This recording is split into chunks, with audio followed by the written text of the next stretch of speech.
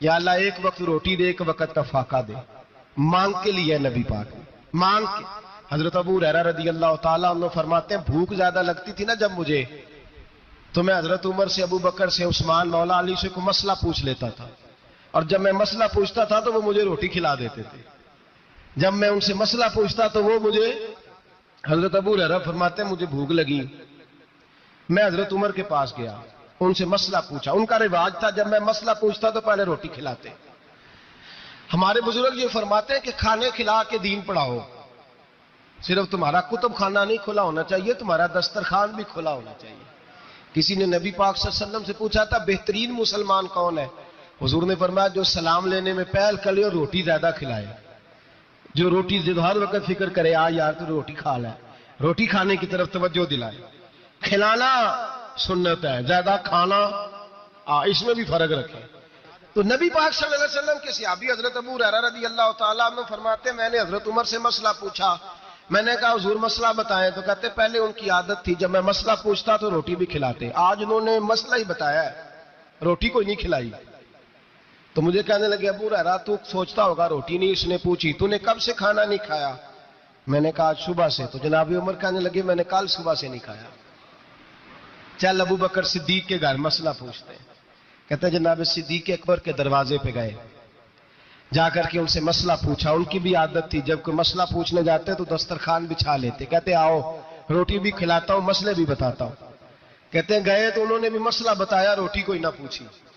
تو کہنے لگے عمر ابو ہریرہ تم لوگوں نے کل پرسوں سے نہیں نہ کھایا ہوگا، اور ابو بکر کو 4 دن گزر گئے ہیں، تھوڑا سا دودھ ملا ہے یا کھجور ملی ہے، روٹی کوئی نہیں ملی، چلو در رسول پہ چلتے، آؤ حضور کی بارگاہ میں۔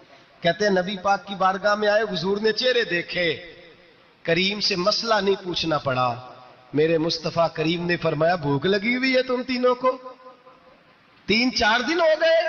اللہ کے رسول نے فرمایا مجھے پورا ہفتہ ہو گیا ہے۔ سبب کچھ اور ہے جس کو تو خود سمجھتا ہے، زوال بندہ مومن کا بے زری سے نہیں، بھوک نقصان کا وجہ نہیں بنی، وجہ کوئی اور بنی ہے۔ رشوتیں جو بازار گرم ہوئے ہیں لوٹ مار کے، یہ روٹی کے لیے نہیں، یہ زیادہ کھانے کے لیے، یہ بینک بیلنس کے لیے گرم ہے۔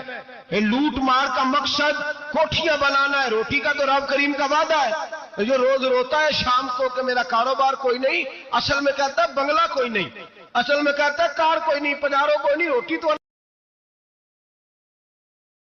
کتنے بم برس گئے فلسطین پر، کیوں نہیں نکلتے؟ ایٹمی طاقتیں ہونے کے باوجود بھی لوگ تگڑا بیان بھی نہیں دیتے، کیوں نہیں دیتے؟ بزدل ہے۔ میدانوں میں ایٹمی بم سے نہیں لڑا جاتا، ایمان کی طاقت سے لڑا جاتا ہے۔ ترس نہیں آتا تمہیں ان بچوں پر؟ سسکتی بلکتی مخلوق پر؟ تو کہاں ہے اقوام متحدہ کی تنظیمیں، اور کہاں ہے وہ یورپ جو کتوں اور بلیوں کے حقوق پر تنظیمیں بناتے ہیں، جو جانوروں کے حقوق کی بات کرتے ہیں؟ وہ کہاں اپنے دلوں میں چھپ گئے؟ فلسطین کے ہسپتالوں پر بم برسیں تو تمہارا کیا خیال ہے؟ تم سے حساب سے نماز روزے کا ہونا ہے؟ اللہ کے بندے تڑپتے رہے اور رب پوچھے گا نہیں؟ رسول پاک علیہ السلام نے تو فرمایا مالک قیامت کے دن کہے گا میں جو اس کی شان کے لائق ہے۔ اللہ فرمائے گا میں بھوکا تھا تو نے کھانا کیوں نہیں کھلایا، میں پیاسا تھا تو نے، یہ صحیح مسلم کی حدیث، مجھے کپڑوں کی ضرورت تھی لایا کیوں نہیں؟ بندہ عرض کرے گا مالک تو کھانے پینے سے پہننے سے پاک ہے، تو رب فرمائے گا وہ جو تیرے پڑوس میں بندہ بھوکا تھا تو بندہ تو میرا ہی تھا نا، وہ جو پیاسا تڑپ رہا تھا تو میرا ہی تھا نا۔ وہ جن ہسپتالوں پہ بم برستے ہیں وہ کون ہے؟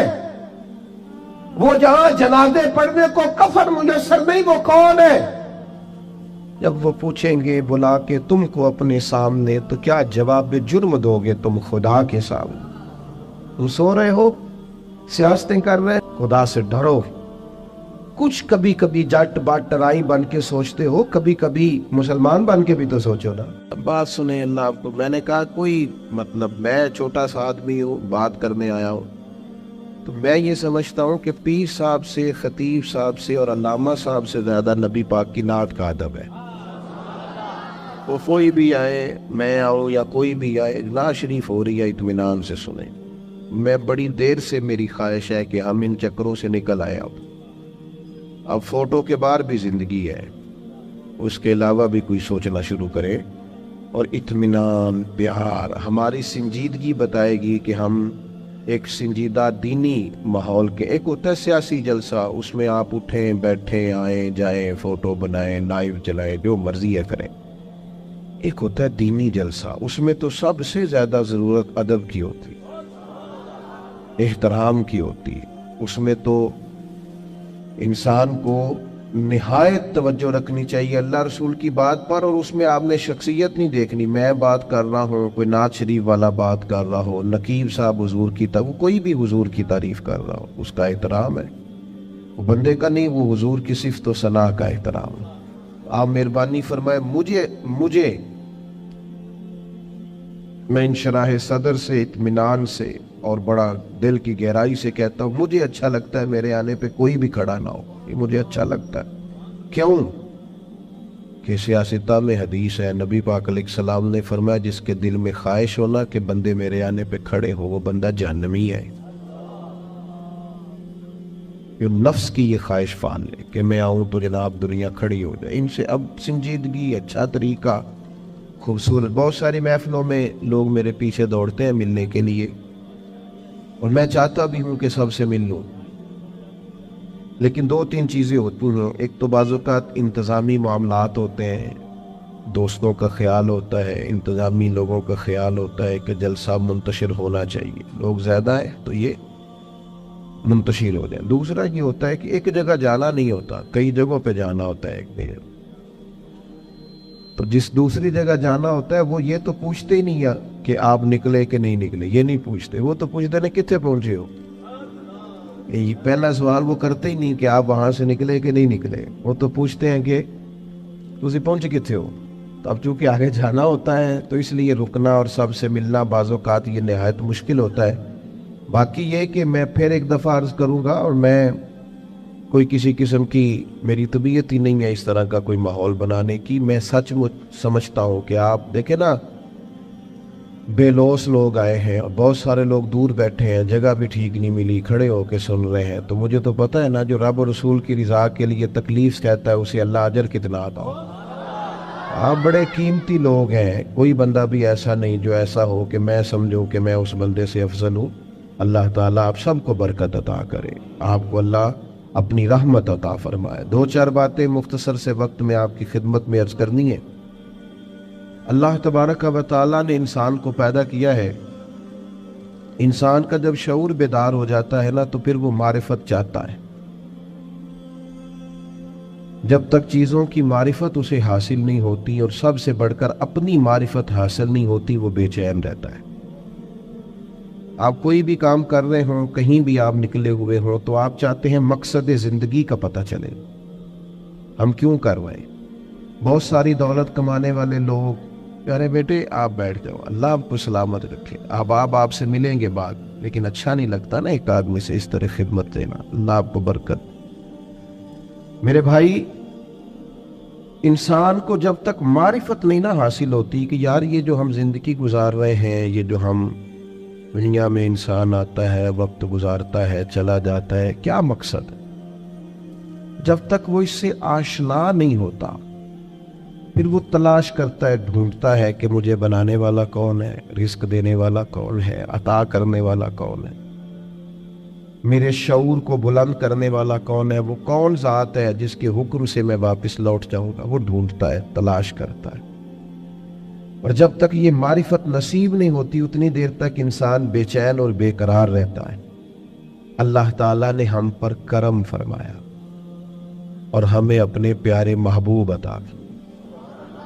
رب فرماتا ہے یہ محبوب پتہ کیا کریں گے، وَدَاعِيًا إِلَى اللَّهِ بِإِذْنِهِ، یہ تمہیں رب کی طرف دعوت دیں گے اس کے اذن سے، یہ تمہیں اللہ کی جانب بلائیں گے، یہ تمہیں معرفت الہی دیں گے، تمہیں مقصد حیات سمجھائیں گے، تمہیں بتائیں گے تمہارا پیدا کرنے والا کون ہے، پالنے والا کون ہے، شعور دینے والا کون ہے. یہ محبوب تمہیں معرفت دیں گے، کس کی طرف سے تم آئے ہو اور کس کی طرف تمہیں لوٹ کر جانا. یہ محبوب داعی اللہ وسراجم منیرا، اور ان کی ہدایت اتنی بلند ہے کہ ہم نے انہیں چمکتا ہوا آفتاب بنا کے بھیجا، ہر چیز روشن کر کے دکھائی رسول پاک، معرفت کے سارے دروازے کھولے۔ نبی پاک علیہ السلام نے لوگوں کو آشنا کیا کہ تمہیں پیدا کرنے والا رب کریم ہے، اور اس نے صرف تمہیں پیدا ہی نہیں فرمایا، وہ تم سے محبت بھی بڑی کرتا ہے۔ حضور علیہ الصلوۃ والسلام فرماتے اللہ نے مخلوق کو پیدا کرنے سے پہلے اپنے پاس اپنے عرش پر یہ تحریر لکھ دی تھی کہ لوگوں یاد رکھنا میرا غضب زیادہ نہیں ہے، میری رحمت ہی زیادہ ہے، میرے غضب پر میری رحمت کا غلبہ ہے۔ اس نے تمہیں پیدا کیا ہے اور وہ کریم ہے، وہ مہربان ہے، وہ ستار ہے، وہ معاف کرنے والا ہے، اس کی معرفت دی۔ نبی پاک علیہ الصلوۃ والسلام نے لوگوں کو، اور ایک بار یاد رکھنا کیونکہ ہمیں مفت میں ملا ہے عقیدہ توحید و رسالت، ہمیں بغیر جد و جہد کے، ریسرچ کے، تحقیق کے ملا ہے عقیدہ آخرت، ہمیں اس کی قدر نہیں ہے۔ زندگی میں سب سے زیادہ تکلیف میں وہ لوگ ہوتے ہیں جو گمراہ ہوتے ہیں۔ گمراہ کا معنی کیا ہے؟ سادہ، جس کا راہ گم ہو جائے۔ مجھے بتاؤ، جس کا رستہ ہی گم ہو جائے، بھٹکتا نہیں پھرتا وہ بندہ؟ جو دنیا میں گمراہ لوگ ہیں، گمراہ، اور ایسا نہیں کہ وہ لوگ غریب ہیں یا ان پڑھ ہیں، آپ دنیا میں گھومیں، پی ایچ ڈی بندہ، دنیاوی طور پر بہت بڑی ڈگری، مالدار، کئی ملکوں میں بزنس، لیکن شام کو پوجا کس کی کرتا ہے؟ معاذ اللہ بت کی، پتھر کی۔ کھڑا کس کے سامنے ہوتا ہے؟ پتھر کے۔ خدا کا شکر ادا کریں، ہمیں خود سے کوشش کر کے ہدایت ڈھونڈنی پڑتی تو بڑی مشکل تھی، رب نے فضل کیا ہے، مدینے والے محبوب کی امت میں پیدا فرما دیا۔ یہ جو رستہ واضح نظر آیا ہے، کھلا ہوا نظر آیا ہے، ہدایت کے مینارے نظر آئے ہیں، یہ بہت بڑا احسان ہے اللہ تعالیٰ کا۔ رسول پاک علیہ الصلوۃ والسلام نے جو ہمیں نماز کا، سجدے کا، روزے کا، صدقات کا، اللہ کی طرف اسے راضی کرنے کے لیے کسی بھی عمل کا جو حضور نے سبق پڑھایا، تو یہ ہمارے لیے رستہ آسان ہو گیا، آسان۔ نبی پاک علیہ الصلوۃ والسلام نے دلوں کی کھیتی کو آباد کر دی، آنکھوں میں جو گمراہی کے پردے آنے والے تھے وہ ہٹا دیے سارے۔ ہمیں بتایا کہ ہمیں پیدا کرنے والا خالق و مالک ہے، ہمیں محبوب نے آزاد کر دیا، آزاد کر دیا دنیا داروں کے، سیٹھوں نوابوں کے بکھیڑوں سے، آزاد کیا سیاستدانوں کے چنگل سے۔ حضور نے ہمیں بتایا کہ تمہیں رزق بھی وہی دے گا، عزت بھی وہی دے گا، تمہیں عروج بھی وہی دے گا۔ اگر کہیں کمزور پڑو گے تو اللہ کی حکمت کا تقاضا ہوگا۔ آزاد کر دیا، آزاد ہو گئے لوگ۔ حضرت عبداللہ ابن عباس رضی اللہ تعالیٰ عنہ فرماتے ہیں میرے نبی پاک علیہ الصلوۃ والسلام نے نا مجھے فرمایا تھا، اور نوجوان دوست جتنے یہاں بیٹھے ہیں نا ان سے میں گزارش کروں گا اس حدیث کو رٹا لگا کے یاد کر لیں، رٹا، اور اس کو 2 دفعہ 3 دفعہ دن میں ضرور دہرائے، یہ آپ کو طاقتور کرے گی۔ آپ کو کبھی امیر رشتہ دار دیکھ کر پریشانی نہیں ہوگی، آپ کبھی ظالم کو دیکھ کے پریشان نہیں ہوں گے، آپ کو کبھی مالداروں کو دیکھ کے ڈپریشن اور انزائٹی نہیں ہوگا، آپ کو کبھی کسی سیاستدان کی پجاروں کے پیچھے نہیں بھاگنا پڑے گا، آپ کبھی کسی مالدار آدمی کی چاپلوسی نہیں کریں گے۔ آپ یہ رٹا لگا کے یاد کر لیں۔ نبی پاک علیہ السلام نے فرمایا اے عبداللہ ابن عباس، اے میرے بیٹے، حضور فرمانے لگے سارے دنیا دار مل کے بھی تیرا کچھ سوارنا چاہیں سوار نہیں سکتے جب تک رب نہ چاہے۔ یہ یاد کر لیں آپ۔ اور حضور فرمانے لگے سارے دنیا دار مل کے تیرا کچھ بگاڑ نہیں سکتے جب تک اللہ کی حکمت۔ تو کیوں ڈرے دنیا داروں سے؟ کیوں پریشان ہو سیاستدانوں سے؟ کیوں ہم ادھر ادھر بھاگیں؟ کیوں کمزور پڑیں؟ کیوں کچی باتیں کریں؟ جب رزق اللہ دے گا، عزت اللہ دے گا، رسول پاک نے اس کی معرفت دکھائی ہے، پھر کمزور پڑنا، کچے پڑنا۔ یہ جو اللہ کے نیک بندے ہوتے تھے نا، اسی لیے تو پکے ہوتے، کچے مکان میں سکون سے سوتے تھے، ایک روٹی کھا کے نیند مزے کی آتی، اسی کسے دے کچھ نہیں جی لگتے، نہ کوئی ساڈا دربی، کوئی ضرورت ہی نہیں، ادھر ادھر نظر جھکانی کوئی نہیں، پریشان ہونا ہی نہیں، تکلیف میں آنا ہی نہیں۔ ہارون رشید حج کر کے آ رہا تھا، بادشاہ تھا نا، تو یہ بڑا مزہ آتا ہے بعض لوگوں کو نا، لوگ نعرے شارے لگائیں، گاڑی کے آگے پیچھے بھاگے، یہ وزیروں کو نہیں، یہ پیروں کو بھی بڑا مزہ آتا ہے۔ اوے ہو کیا بات ہے، کیا آنا جانا ہے۔ مجھے بھی لوگ کہتے ہیں آپ ذرا رکیے گا، 2 کلومیٹر پیچھے آپ کا استقبال کرنا ہے۔ میں نے کہا اس سے نتیجہ کیا نکلے گا، مجھے تو فائدہ، اس سے تو بہتر ہے آپ گھر بیٹھ کے میرے لیے دعا کریں تاکہ کوئی ذخیرہ آخرت ہو جائے، میری کوئی بات مانے تاکہ اللہ میرے گناہ معاف کرے۔ یہ کن چکروں میں پڑے ہو، استقبال کرو، نعرے لگاؤ آگے پیچھے، اس کا کیا مطلب؟ یہ تو نفس کی تسکین ہے، تھوڑی دیر کے لیے اپنے دل کو تسلی دینی ہے، میری بڑی شان ہے۔ بھئی یہ تو تب پتہ چلے گا جب صبح قیامت معافی ہو جائے گی، یہاں تھوڑا شور شرابہ کرنے سے کیا نتیجہ نکلے گا؟ غور کریں گی اور یاد رکھیں گے۔ ہارون رشید آ رہا تھا حج کر کے، تو بندے بڑے نعرے شارے لگا رہے تھے، اونٹنی کے آگے پیچھے بھاگتے، بلے بلے کرتے، وہ بڑا راضی تھا۔ اس طرح کا جب معاملہ ہوتا ہے لوگ گاڑیوں کی سپیڈ بھی ذرا کم کر لیتے ہیں، مزہ آ رہا ہوتا ہے نا، نفس کو تسکین ہے، وہ بھی ذرا اولے اولے چل رہی تھی اونٹنی۔ تو اچانک ہارون رشید کی نظر پڑی تو ایک درویش حضرت بہلول دانا، وہ دور اونچے ٹیلے پہ بیٹھ کے ہنس رہے تھے ہلکا ہلکا، دیکھتے اور ہنستے، زمین پہ بیٹھے ہیں، چٹائی بھی کوئی نہیں، کچی زمین، اور ہاتھ کے اندر ایک سادہ سا ڈنڈا چھڑی پکڑی ہوئی ہے، کوئی چیز نہیں دنیا کی، سادہ لباس، اور بڑے مطمئن اطمینان سے، پریشان ہو کے نہیں کہ ہو دیکھو دی کی نشان ہے، ایسے نہیں، بڑے اطمینان سے ہنس رہے ہیں۔ ہارون رشید کی نظر پڑی تو کہنے لگا یہ بابا کا ہنسنا کو معنی خیز ہے، یہ سادہ نہیں ہنسنا، اس کے اندر کوئی حکمت ہے۔ اونٹ سے اتر کے گیا، مجمع کو کھڑا کر جا کے کہنے لگا حضرت ہنستے کیوں ہے؟ فرمانے لگے ہنس اس بات پہ رہا ہوں کہ تو کتنا بھولا آدمی ہے۔ کہا جناب کیا مطلب؟ فرمانے لگے ان لوگوں کے نعروں پہ ہنس رہے ہو، یہ تو تم سے پہلے کسی اور کے بھی نعرے لگاتے تھے، اور تھوڑی دیر کی تیری حکومت ہے، تیرے بعد انہوں نے کسی اور کے بھی لگانے ہیں۔ دانش مندہ دا کم ناہین، دل دنیا تے نانا، اس ووٹی لکھ خامد کیتے، جو کیتا سو کھانا، اس ووٹی تے لکھ خامد کیتے، اور جو کیتا سو کھانا۔ ختم ہو جاتا ہے معاملہ تھوڑی دیر کے بعد۔ ہارون رشید کے دل پہ چوٹ لگی، سیانا بندہ تھا، سمجھ گیا۔